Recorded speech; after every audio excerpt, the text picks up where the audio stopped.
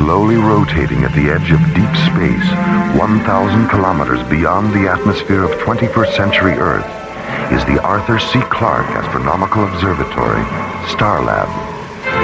Here, Starlab Research Director Maura Cassidy and scientists and technicians of the International Space Authority watch over the countless stars and planets that fill the silent distances beyond the giant space station. This week, Maura Cassidy and Space Exploration Team Captains John Graydon and Buddy Griff cross the Himalayan parallel and encounter one of mankind's oldest legends on the high plateaus of Tibet, a land whose windswept frontiers guard the extraterrestrial secret of something pale and strange, something which has fallen to Earth during an interstellar journey between alien worlds.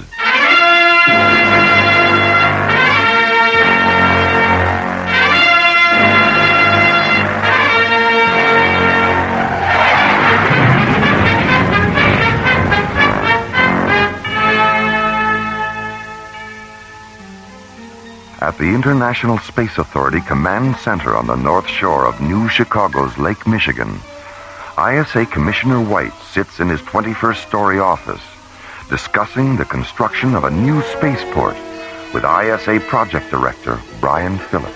We're talking about a spaceport that will occupy 300 square kilometers of land area, Commissioner.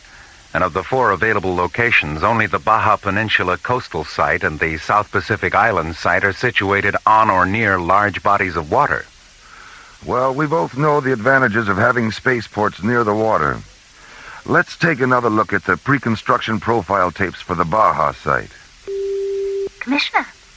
What is it, Katie? Comm Center has a transmission coming through from the ISA tracking station at Tikal, Tibet. It's Major Lewis. Says it's urgent. All right, I'll take it in here. Patch him through. All right. Commissioner White? I'm here. Go ahead, Major. There's an alien spacecraft down in the Himalayan parallel, about 400 kilometers south of here. You're sure it's alien? Yes, sir. We tracked it from atmosphere entry to impact and recorded a full magnification scatter visual. Any chance of a storm covering up the alien ship with snow? Yes, sir, there is. That's why I flew a recon shuttle over the crash site this morning and dropped a radio marker beacon. Good. All right, Major Lewis. Fly down to LaSalle and check in with our regional science complex. Then arrange an audience with the High Lama and get his permission to send an ISA investigation team to the crash site. The team will be coming from India, so they should be there within 12 hours. Yes, sir. I'll leave right away. ISA tracking station TT1 out. Katie? Yes, Commissioner. Put me through to Professor Samavati at the ISA Annex in Calcutta. Yes, sir.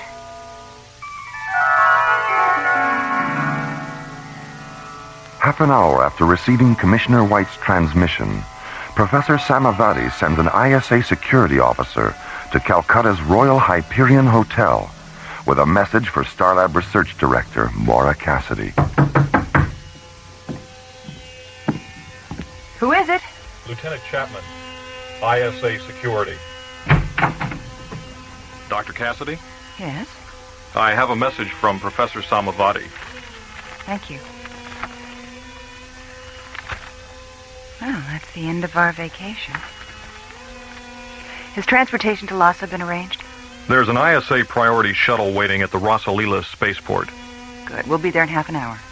Goodbye, Dr. Cassidy. Have a pleasant journey. Thank you. Tibet. We're going to Tibet. Come in. Good morning, Maura. Good morning, Buddy. John. We just passed an ISA security officer in the hall. What's up? We're going to Tibet. ISA orders. To Tibet? An unidentified alien spacecraft crashed in the Himalayan parallel last night. Commissioner White wants us to investigate. Oh, but we're on vacation. I know how you feel, Buddy. I had the same reaction. Then I started thinking, this might be the only chance we'll ever have to meet the High Lama. Yeah. And maybe find out how he got so high. Oh, buddy.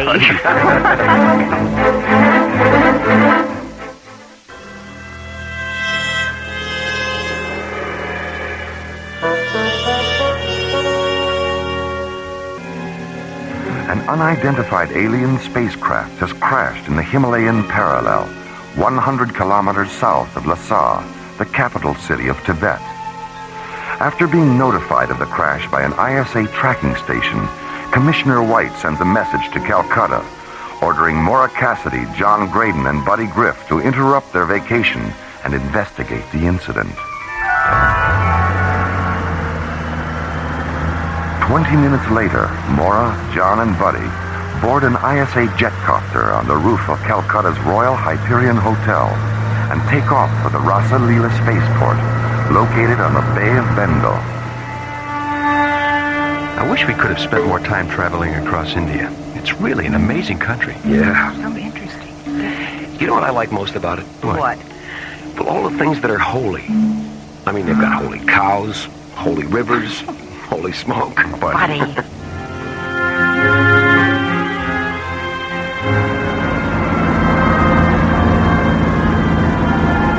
10 minutes later, the jetcopter lands at Calcutta's Rasa Leela spaceport, where Maura, John, and Buddy board ISA Priority Shuttle 19.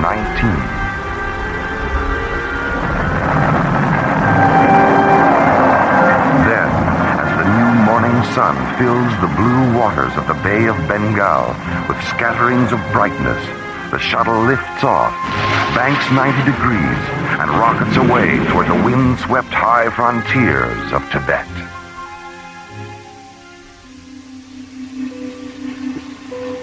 Lhasa Control, this is SCT Captain John Graydon, piloting ISA Priority Shuttle 19. Are you tracking us? Affirmative, Captain. Your landing coordinates are vector 031 at subvector 097. Roger. Come in on auto guidance and stay aboard after you set her down. Major Lewis will pick you up in a snow crawler. Roger. Shuttle 19 out.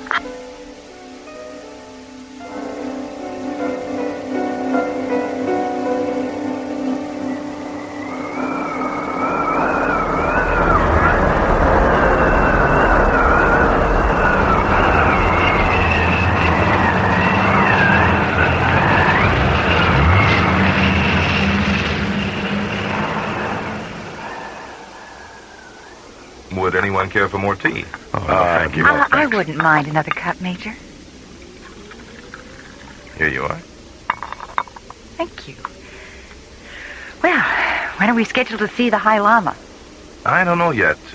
Arranging an audience is, well, complicated. Oh? He rarely gets involved with the official business of the material world. An inner circle priest named Chang usually handles that. Well, when can we see Chang? We can leave for the lamasery just as soon as Dr. Cassidy finishes her tea.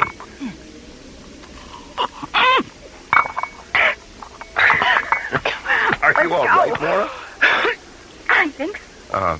You'll have to excuse Dr. Cassidy, Major. Her table manners are usually beyond reproach. Funny.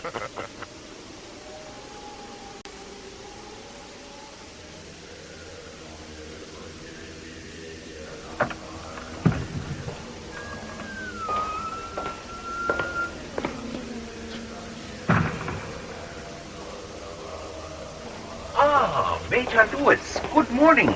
Good morning, Chang. Good to see you. I'd like to present Dr. Maura Cassidy, Captain John Graydon, and Captain Buddy Griff. How do you do, sir? Nice to meet you. So, have you traveled here all the way from Starlab to investigate the fallen alien spacecraft? No, we were... You know about Starlab? We are as devoted to transcendental science as we are to the mysticism of our religion. The basic precepts of Theravadan Buddhism and the underlying concepts of astrophysics are quite similar, you know. Yes, I know. Every day we spend on Starlab makes us realize that more and more. Chang, have you mentioned the alien spacecraft to the High Lama? I did not have to. He was aware of its presence even before it entered Earth's atmosphere. Nothing occurs in the immediate universe that the High Lama is not aware of. And because he is concerned for your safety, He has requested that I accompany you on this expedition. Is where we're going really that dangerous? These mountains are haunted by things not of this dimension, Dr. Cassidy. Invisible things that hide in the ice and light and wind, waiting for the intruder to make his first fatal mistake.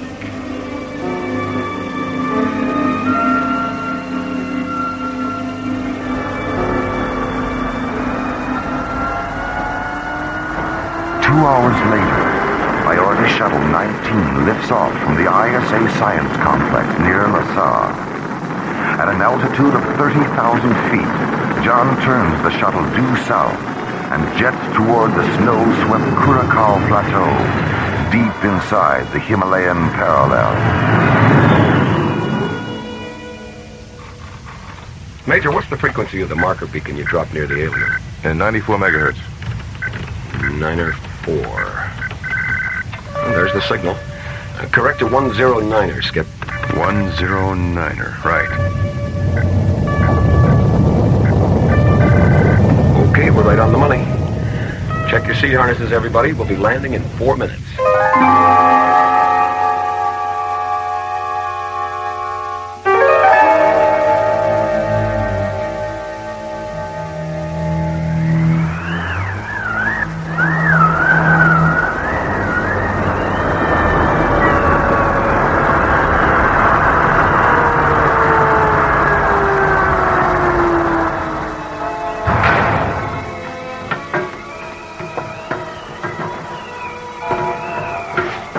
Not very big, is it? No. Buddy, are you thinking what I'm thinking? That it looks more like a multi-atmosphere drone than an interplanetary spacecraft? Yeah. What makes you think it's a drone? The size, for one thing. It's only about 12 meters long, so it couldn't have carried more than 10 or 15 minutes worth of fuel. Yeah. And look at the thruster nozzle. That kind of residue is a byproduct of short-range solid propellant, not long-range liquid. Well, the only way we can be certain is to take a residue sample into the shuttle and analyze it. Okay, I'll get the... What was that? Sound. Did you hear that? It is the voice of the Yeti.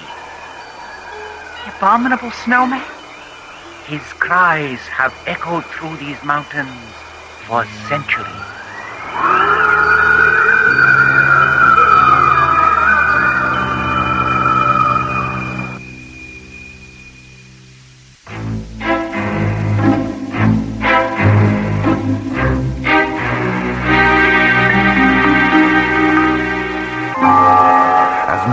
John and Buddy prepare to analyze an exhaust residue sample from the fallen alien drone.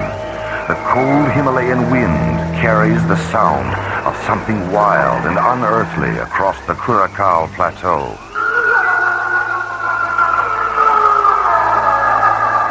What was that? Sound. Did you hear that? It is the voice of the Yeti. The abominable snowman? His cries have echoed through these mountains for centuries.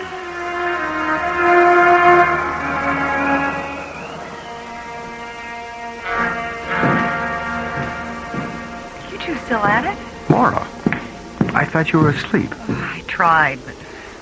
What time is it? A few minutes past midnight. What about Chang and Major Lewis? They're back in the starboard cabin. Chang's meditating, and Major Lewis is sound asleep. Ooh, it's freezing in here. Why is the port open? Oh, we collected so much scanner data from the drone today, we thought we'd better start indexing some of it. Oh, John here started to nod out, so I opened the port to let in some of that terrific mountain air. I started to nod out. You were the one who fell asleep with your face on the console. Listen. There's something walking around outside. John, the port. Can you see anything? No. It's pitch black out there. Maybe it's a snow leopard or something.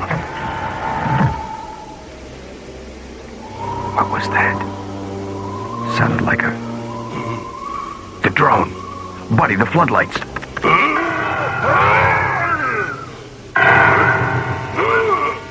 God, it's a Yeti. Let's get out there. Turbo blasters, buddy. Right.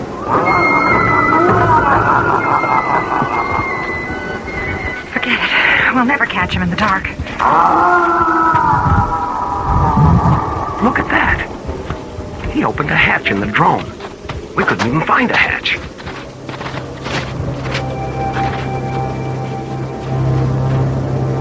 Boost me up, Skip. What's inside, buddy? Racks full of spare parts and tools. Looks like a maintenance depot in here.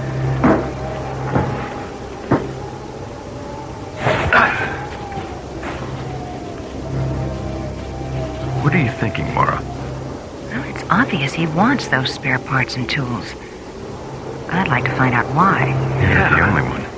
Let's try and get some rest. We'll track him with a portable lifeform scanner when the sun comes up. The invisible fingers of the universe move across the ebony sky.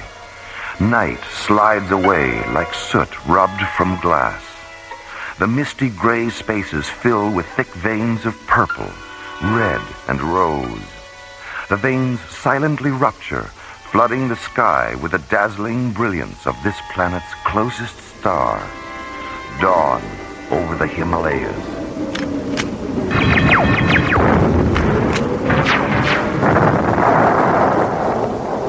Okay, the laser pistols check out. Let's test the lifeform scanner. Stand over there, Mora. Okay, come on back. Okay, is everyone ready? Right here. Chang? We are about to cross into an extremely dangerous area. Deep crevices and chasms are hidden beneath the snow.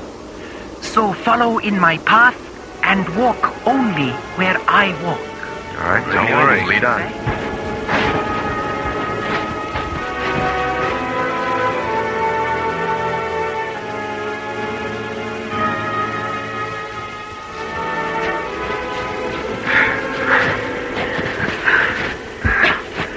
It's true what they say about long-distance perception, isn't it?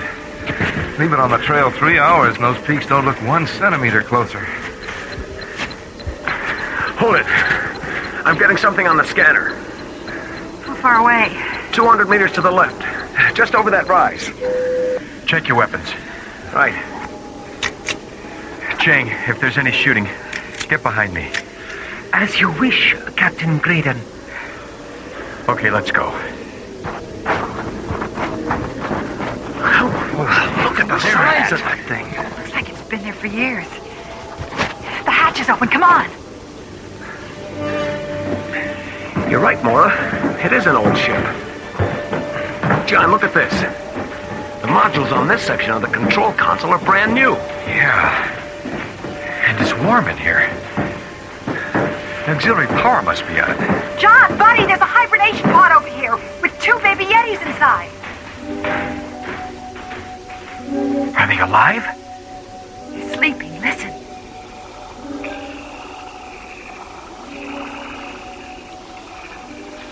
Hold on a minute. There's something outside.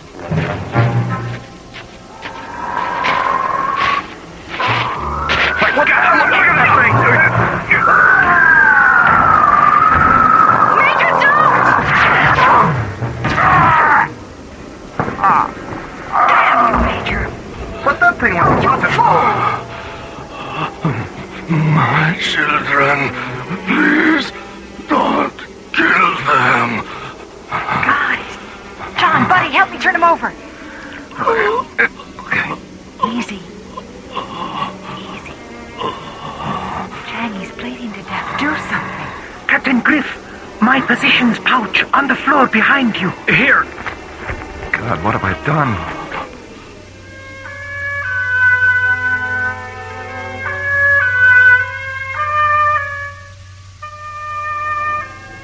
There were 50 of us on the journey to a new colony on the far side of your sun. There was an accident. We crashed in these mountains. Mapadani and I were the only survivors.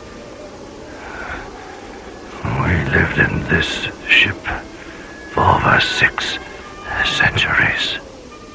What became of Mapadani? She died last night after a drone landed.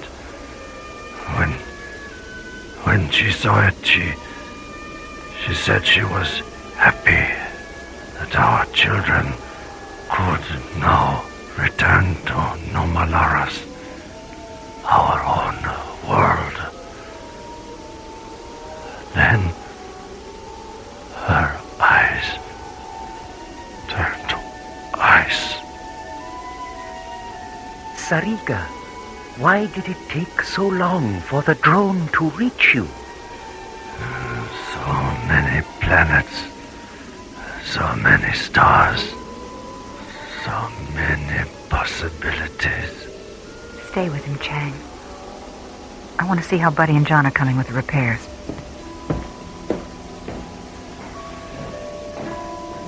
Take my hand, Chang.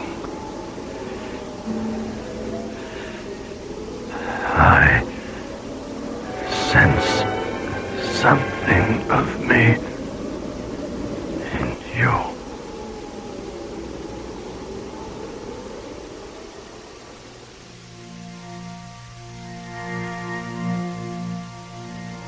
Everything checks out, Mora. We followed Sariga's instructions to the letter. There really wasn't all that much to do. He'd finished most of the repairs himself. What about auto guidance? We cross-checked it 3 times. It's locked on a direct course for Namaloris. And the 2 babies? The hibernation pod's life support system is functioning perfectly. Where's Major Lewis? He's walking around outside. He feels terrible about what happened. He made a mistake, Mora. It could have happened to any one of us. You'd better go talk to him. Good idea. Dr. Cassidy? What is it, Chang? He is dead. He asked that we bury him here. Yes, all right. Set the launch timer for 10 minutes, Buddy. Right. All right. Let's take Sariga away from here.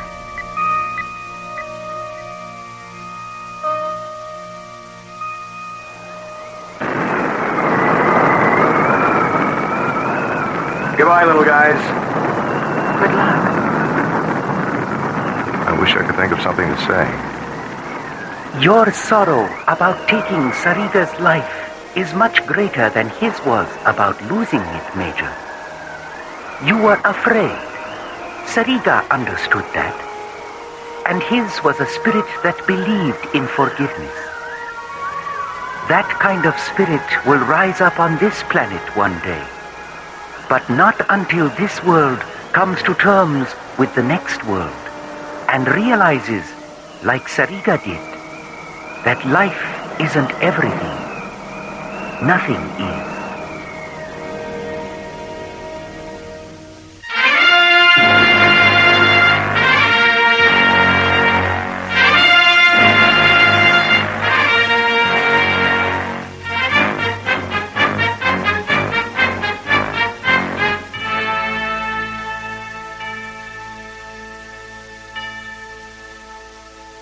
The Himalayan Parallel was written by Ron Thompson and starred Linda Gary, Chuck Olson, Bruce Philip Miller, and the Watermark Players, with special guest stars Philip Clark, Chuck Howerton, and Larry Moss.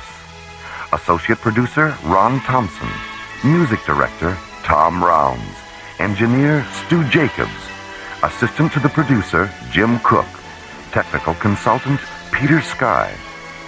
Alien Worlds was created, produced, and directed by Lee Hansen. And so, until next week, this is Roger Dressler, inviting you to join us for our next adventure from the elsewhere and elsewhen of Alien Worlds.